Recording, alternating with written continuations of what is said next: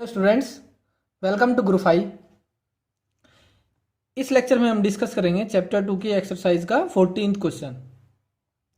To tiny spheres carrying charges 1.5 microcoulomb and 2.5 microcoulomb are located 30 centimetre apart.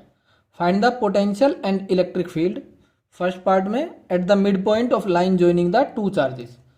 सो एक charge हमने ये मान लिया 2.5 माइक्रोकूलम और दूसरा कौन सा है 1.5 माइक्रोकूलम। दोनों चार्ज पॉजिटिव है। सपोज ये Q1 है और ये सपोज Q2। दोनों के बीच की डिस्टेंस कितनी दे रखी है हमें 30 सेंटीमीटर।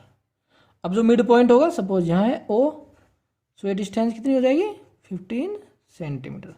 सो इस पॉइंट पर हमें पोटेंशियल भी बताना है और इलेक्ट्रिक फील्ड भी बताना है। तो पहले पोटेंशियल देख लेते हैं, कितना हो जाएगा K Q1 अपॉन इस Q1 से इस O पॉइंट की डिस्टेंस, ये सपोज मैंने मान लिया R1। ऐसे ही ये R2 हो जाएगी 15 सेंटीमीटर ही हो जाएगी R2 भी।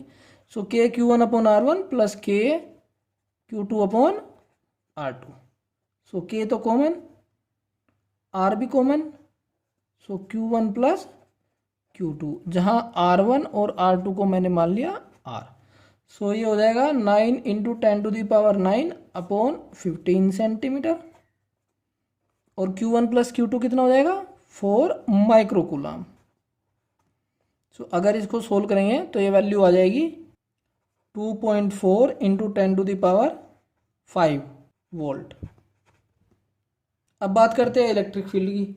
अब जो पॉजिटिव चार्ज है उसकी वजह से इलेक्ट्रिक फील्ड क्या होता है away from the positive charge. तो जो Q1 है उसकी वजह से इलेक्ट्रिक फील्ड इस डायरेक्शन में होगा, ये मैंने मान लिया E1। और जो Q2 है उसकी वजह से इलेक्ट्रिक फील्ड होगा इस डायरेक्शन में। सो अपोजिट डायरेक्शन है, सो नेट इलेक्ट्रिक फील्ड क्या हो जाएगा E इक्वल टू, अब E1 क्योंकि ज़्यादा होगा इस ज़्यादा चार्ज की वजह से है, सो E1 माइनस E2। और डायरेक्शन कौन सी हो जाएगी क्योंकि E1 ज़्यादा है, सो 2.5 से 1.5 माइक्रोकूलम की तरफ को हो जाएगा net electric field. So net electric field की डायरेक्शन ये हो जाएगी। सो वैल्यू पुट कर देते हैं इसमें। इलेक्ट्रिक फील्ड क्या होता है किसी पॉइंट चार्ज की वजह से K Q upon R square. तो ये हो जाएगा K Q1 upon R square plus K Q2 upon R square, और क्योंकि माइनस साइन है बीच में तो ये हो जाएगा। ओके, सो K की value 9 into 10⁹ upon R square common बाहर, सो कितना है 15 इंटू 10⁻² होल स्क्वायर। और ब्रैकेट के अंदर क्या बचेगा Q1 माइनस Q2। Q1 कितना 2.5 माइक्रोकूलम माइनस 1.5 माइक्रोकूलम।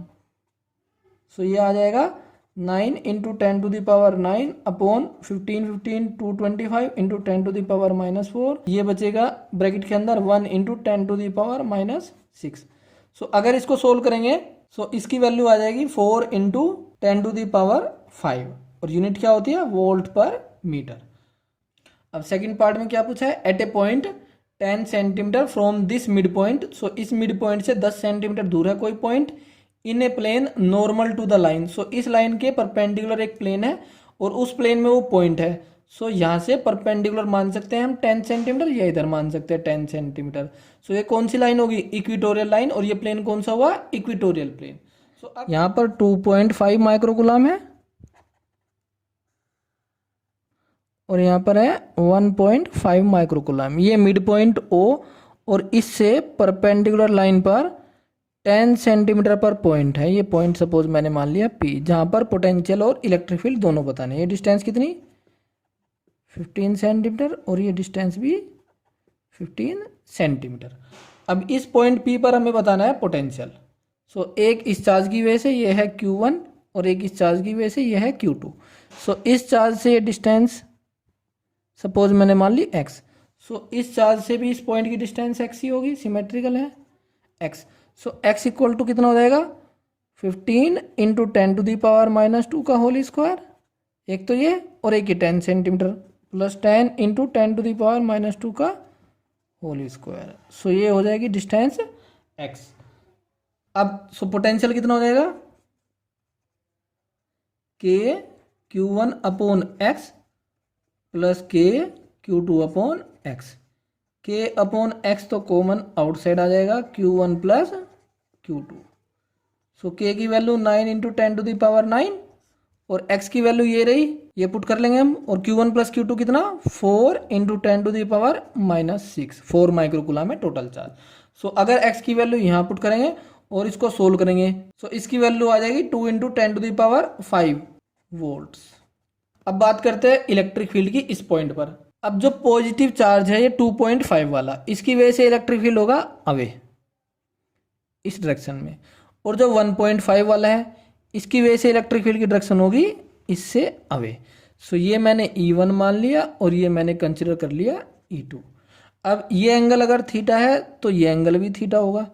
सो ये एंगल थीटा होगा और ये एंगल भी थीटा। सिमिलरली इधर भी ये एंगल कितना होगा, थीटा। सो E1 का एक कंपोनेंट इधर होगा, सो इसको हम यहां ड्रॉ कर लेते हैं। ये E1 और ये होगा E2।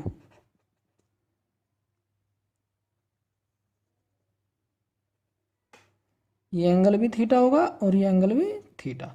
इनके कंपोनेंट्स देख लेते हैं। इधर कंपोनेंट कितना, E1 कोस थीटा, और इधर कंपोनेंट E2 कोस थीटा। इधर कंपोनेंट एडअप हो जाएंगे, E1 साइन थीटा और E2 साइन थीटा। सो जो नेट इलेक्ट्रिक फील्ड होगा वो किन दो कंपोनेंट्स की वजह से होगा, एक तो इधर बचेगा, ये कितना हो जाएगा E1 plus E2 sine theta, और इधर E1 minus E2 cos theta. So resultant जो इलेक्ट्रिक फील्ड होगा उसकी डायरेक्शन कैसे होगी, ये सपोज ये मैंने एंगल मान लिया फाई। अब E1 की वैल्यू क्या होगी, के Q1 upon x square, and E2 कितना होगा, के Q2 upon x square, where sine theta will be equal to 10 upon x, so 10 centimetre upon x, and cos theta will be base upon hypotenuse, base कितना 15 centimetre, so 15 into 10⁻⁻2 upon x. So अब हमें ये दोनों value calculate करनी है। सो ई x कितना है, E1 minus E2 cos theta, ये हमने एक्स डायरेक्शन मान ली और ये हमने मान ली Y direction, Y axis. So इसमें E1 माइनस E2 क्या हो जाएगा, K upon x square Q1 minus Q2 cos theta. So K की वैल्यू 9 इंटू 10⁻9, एक्स की वैल्यू पुट कर देंगे, Q1 माइनस Q2 क्या है 1 माइक्रोकूलम, सो 10⁻6, और कोस थीटा क्या है ये 15 इंटू 10⁻2 अपॉन एक्स।